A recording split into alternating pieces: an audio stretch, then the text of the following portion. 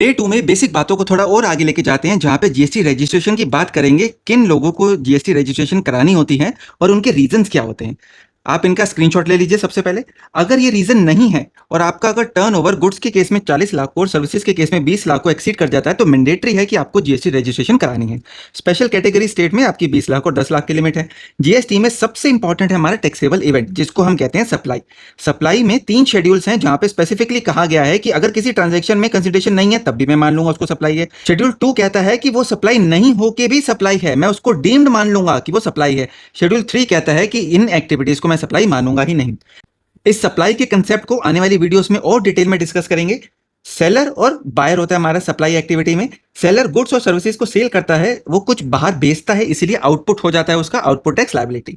Buyer कुछ खरीदता है, वो कुछ इन करता है, इसीलिए वो इनपुट टैक्स पे करके आता है। इनपुट टैक्स जो वो पे करता है, वो अपनी आउटपुट लायबिलिटी के साथ सेट ऑफ कर सकता है।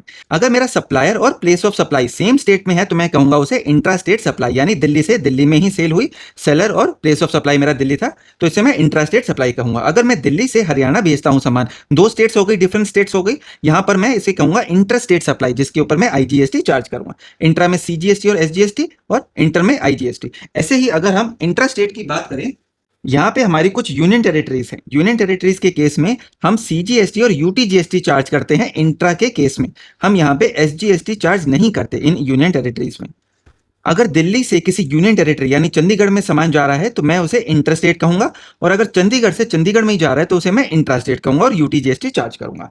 जीएसटी में चार्ज करता हूं टैक्सेबल वैल्यू पे। टैक्सेबल वैल्यू यानी ऐसी वैल्यू ट्रांजैक्शन की जिसके ऊपर मैं जीएसटी चार्ज करूंगा। मैं कुछ गुड्स बेच रहा हूं, उसकी कॉस्ट कितनी है, उसके ऊपर मैं कुछ कमीशन चार्ज कर रहा हूं, कुछ पैकेजिंग चार्ज कर रहा हूं, उन खर्चों को मैं जोड़ लूंगा। अगर मैं डिस्काउंट दे रहा हूं, जैसे ट्रेड डिस्काउंट दे रहा हूं, तो वो मेरा जीएसटी के स्कोप से बाहर है, वो मैं अपनी ट्रांजैक्शन वैल्यू में से लेस कर दूंगा। ये वैल्यू जो एडजस्ट होके आएगी, उसे मैं कहूंगा टैक्सेबल वैल्यू, जिस वैल्यू के ऊपर अब मैं जीएसटी चार्ज करूंगा। जीएसटी चार्ज किस रेट पे करते हैं? 5%, 12%, 18%, 28% और 0%। अगर मेरी इंट्रा स्टेट सप्लाई है, तो मैं इस रेट को डिवाइड कर लूंगा। इंटर स्टेट के सप्लाई में मैं इस रेट को पूरा चार्ज कर लूंगा। जैसे दिल्ली का केस है, अगर मैं दिल्ली का सप्लायर हूं और दिल्ली में ही प्लेस ऑफ सप्लाई है, तो मैं सीजीएसटी और एसजीएसटी 2.5% चार्ज करूंगा। और दिल्ली से अगर मैं हरियाणा सामान बेच रहा हूं, तो वहां पे मैं आईजीएसटी 5% चार्ज करूंगा। नोट्स के लिए मुझे कमेंट करना ना भूलें।